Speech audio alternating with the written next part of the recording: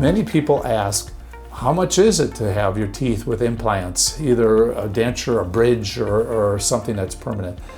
Well, that depends. It depends. It depends on how many implants we may place. Do you have the bone available for you to have a more supportive type prosthesis, or is your bone minimal where we just can't and we have to work with implant-supported dentures?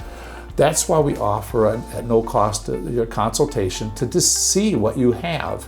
But the cost truly depends on what style we go with and how many implants we may place.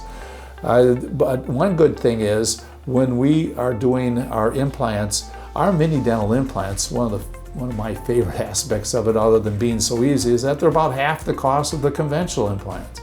I know, I've been doing them for 35 years, and now we just basically almost cut our fees in half for the minis. So this is what you really want to investigate.